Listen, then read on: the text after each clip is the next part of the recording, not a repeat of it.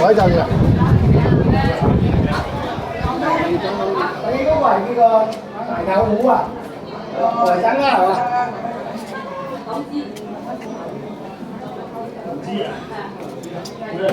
唔使抽凳係咩啊？你坐得幾個位啊？抽凳係咪？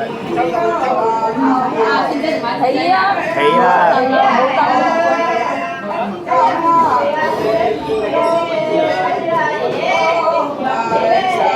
一路攞，一路攞啦！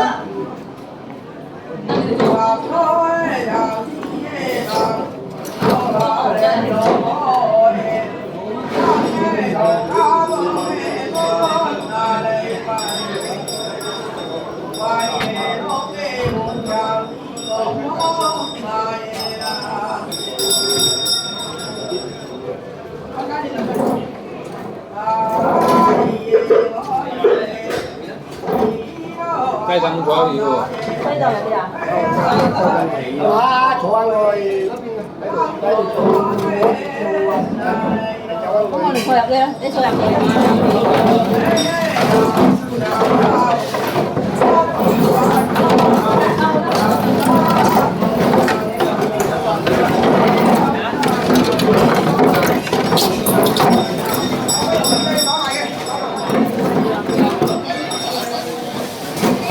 坐入你咧有咁一副咁啊？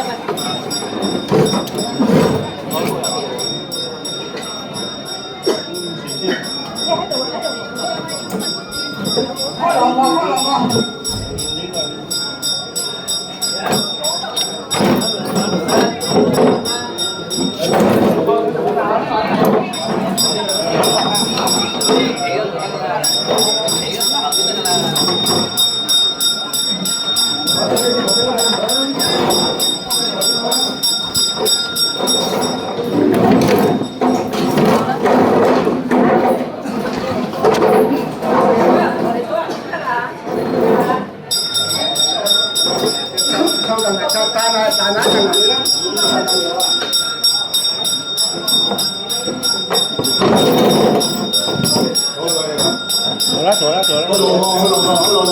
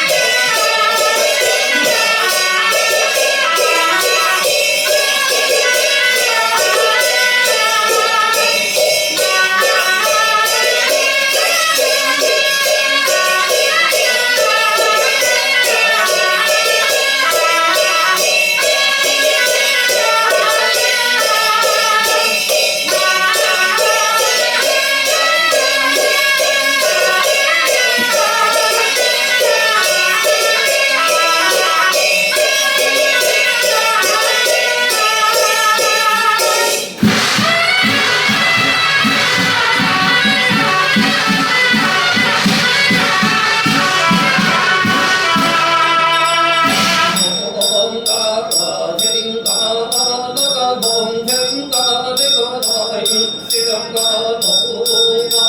subscribe cho kênh Ghiền Mì Gõ để không bỏ lỡ những video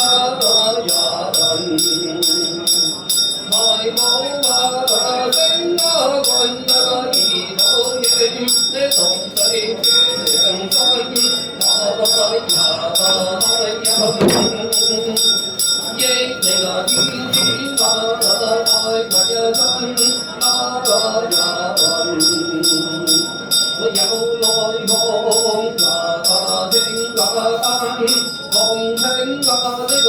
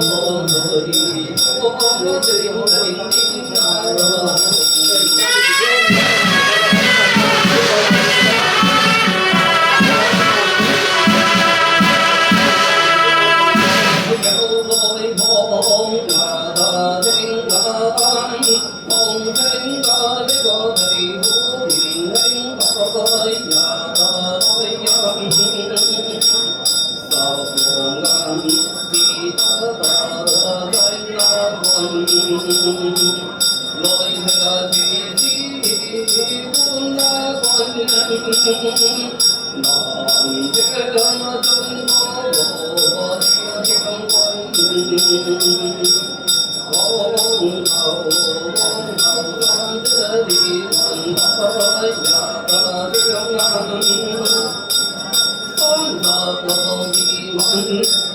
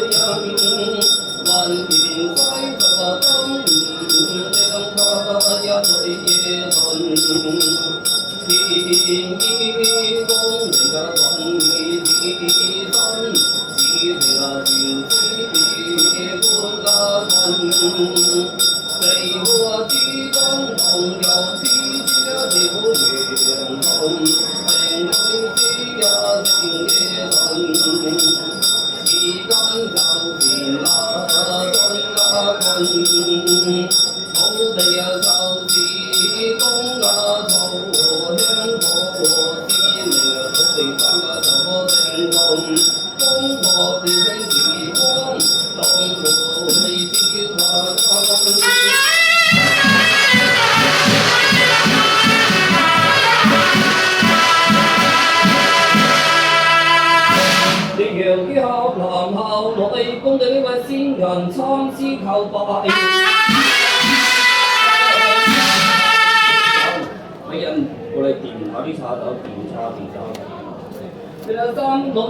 cho kênh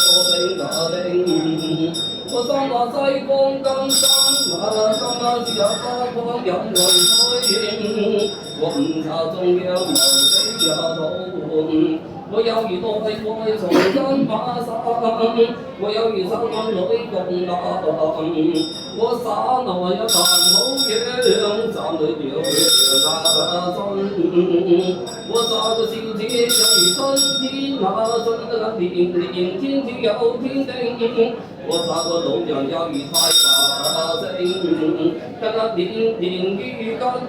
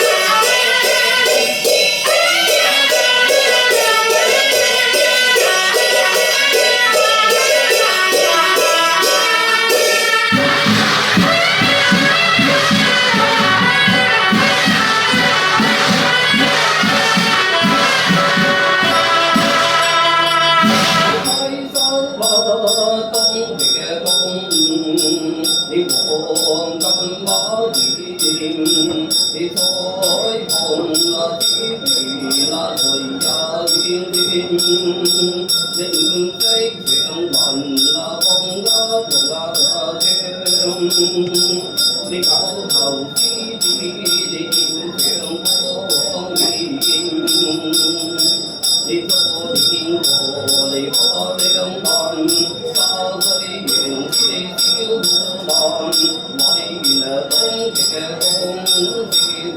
bỏ lỡ Hãy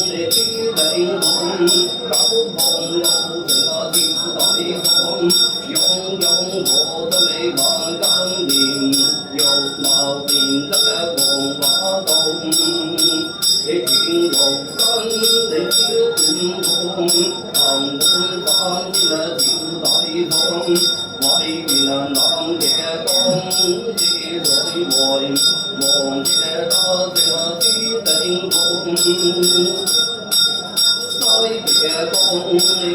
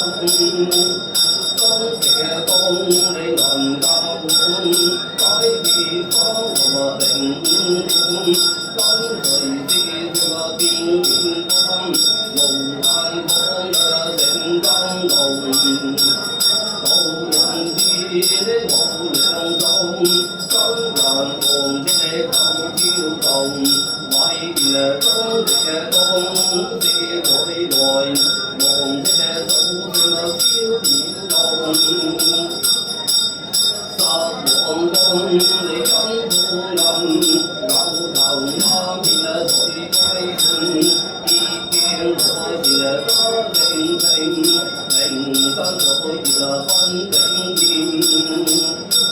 Ghiền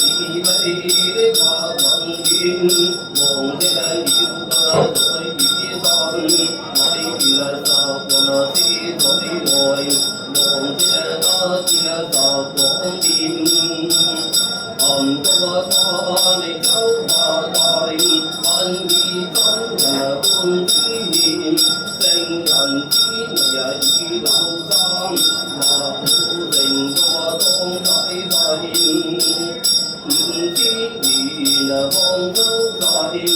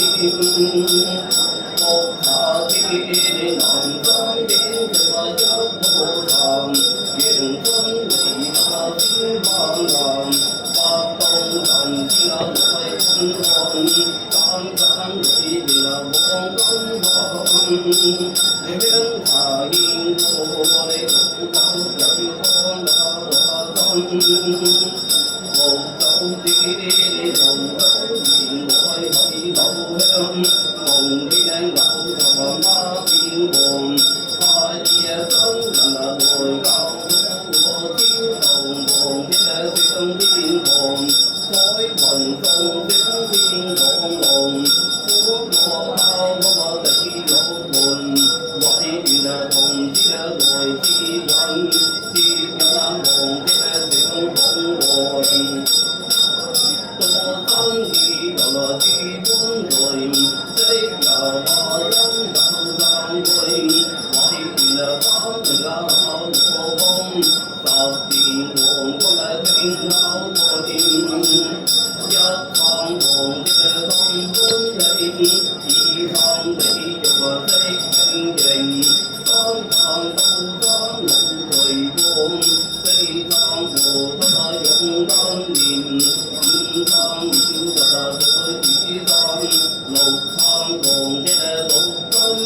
lỡ Hãy subscribe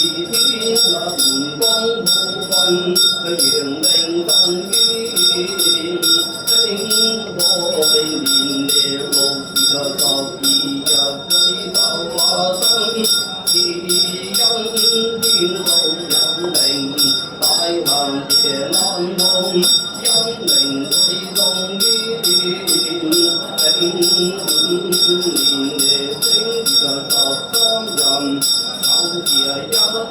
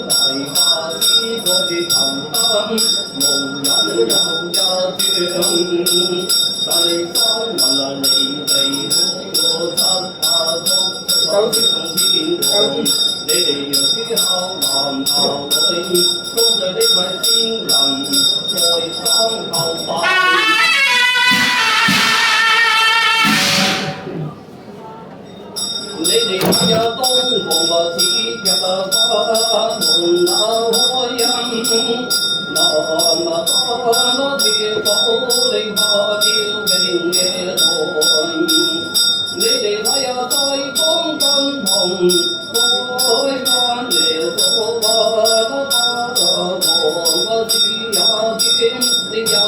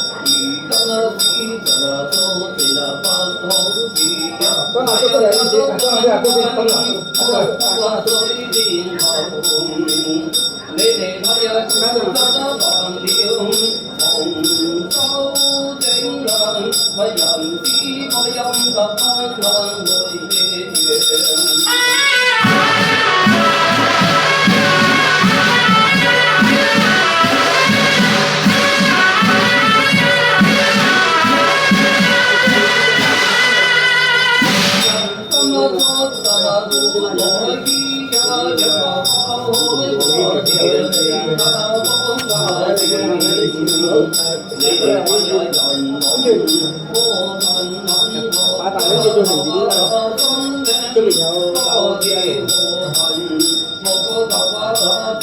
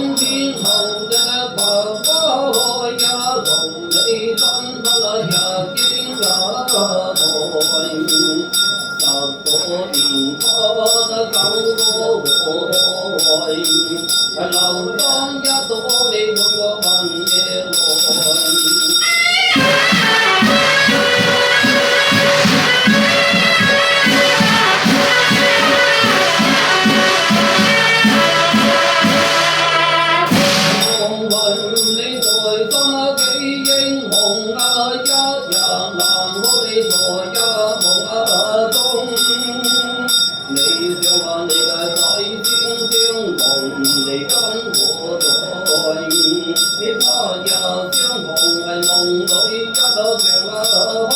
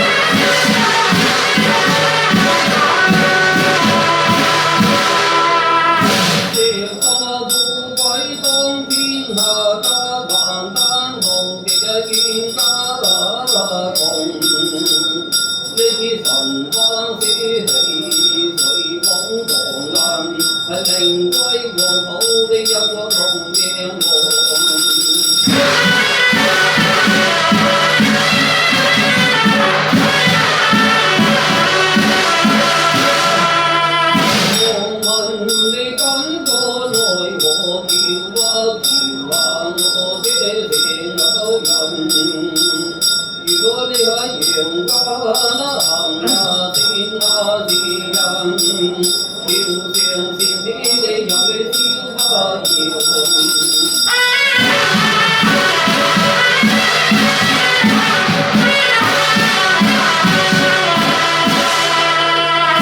夢魂你感覺望安來，望見家咗你大雪燈愛。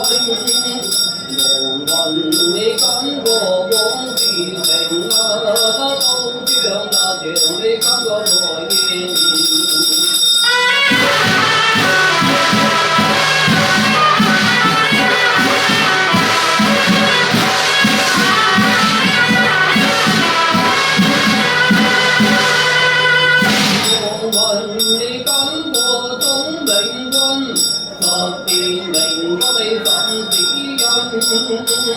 神得罪人，你冇冇添？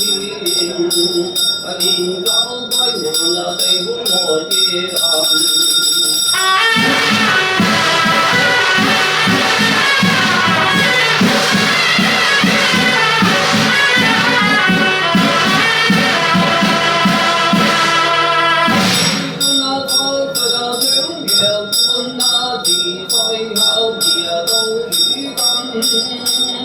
陽光的苦你為夜救啊部分，驚動啊天線啊得個為夜神。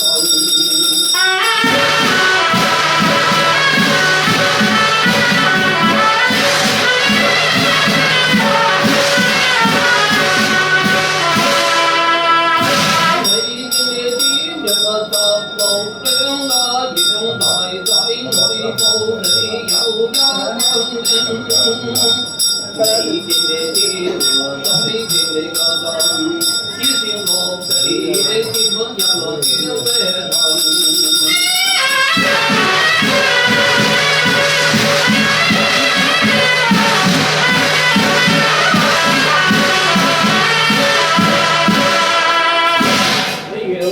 南校內恭喜呢位先人在山後拜。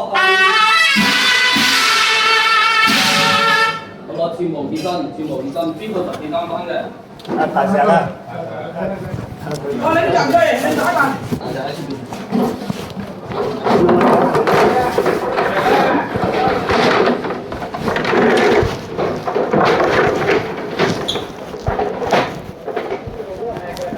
中冇賣。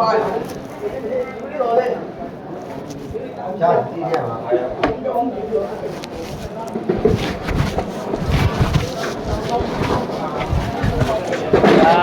有㗎嘛？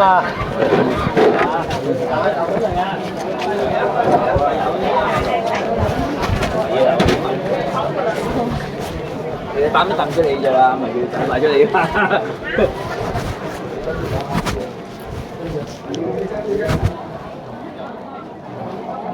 你嚟得攞香嘅，靠到中我哋嗰度拜3個先人啦。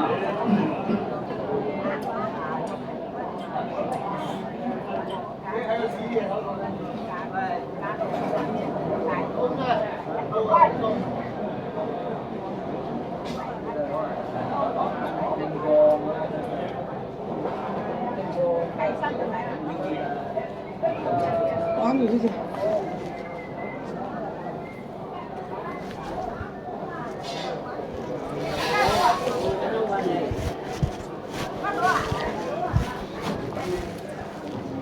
呀，你看看，这么好呀！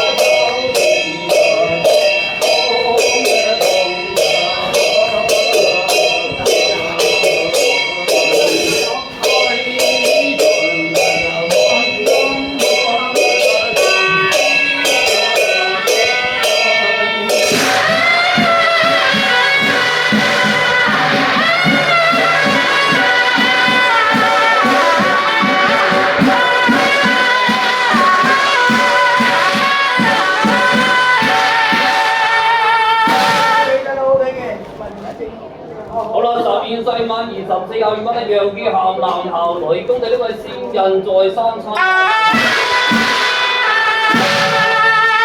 有啲香燈和香爐嗰度意見後就每人攞仔就推銷啊！好嘅啦。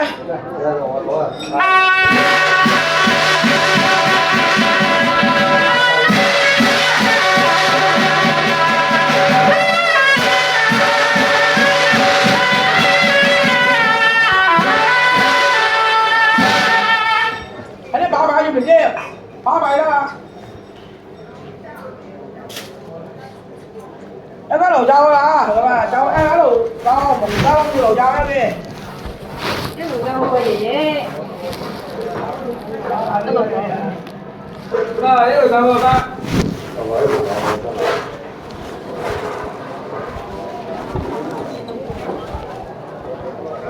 Gì à? Cái đồ dâu quay gì vậy?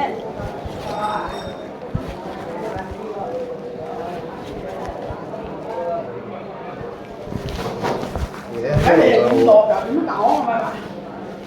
Cái đồ dâu. Mì nổi gì à? Sáng